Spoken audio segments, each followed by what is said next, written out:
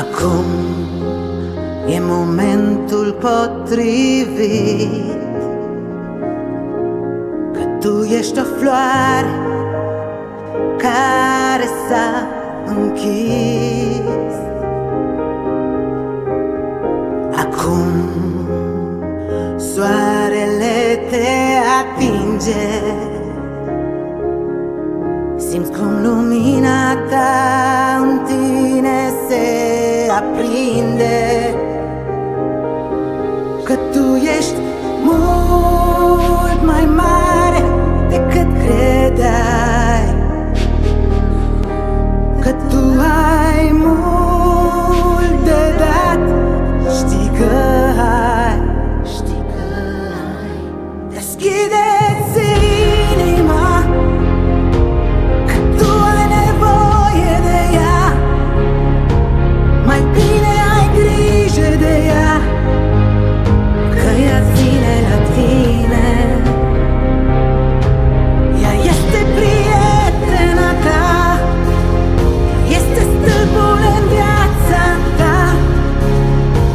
Te rog să ai grijă de ea, ea te iubește.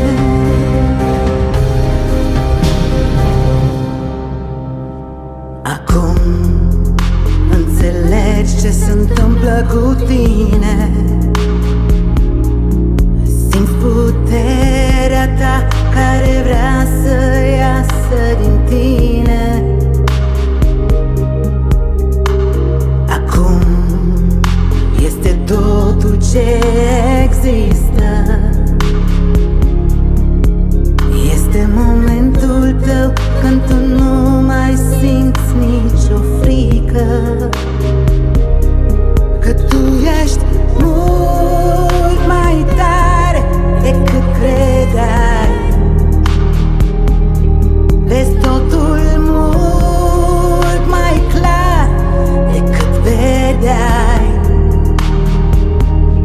Deschide-ți inima, că tu ai nevoie de ea, mai bine ai grijă de ea, că ea ține la tine.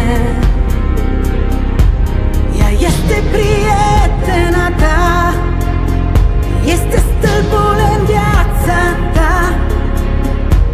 Te rog să ai grijă de ea, ea te iubește.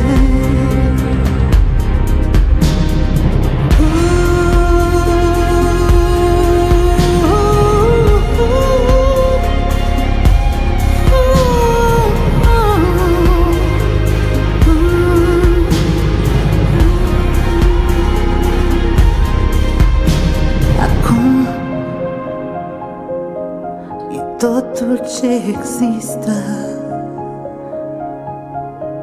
Acum e momentul tău.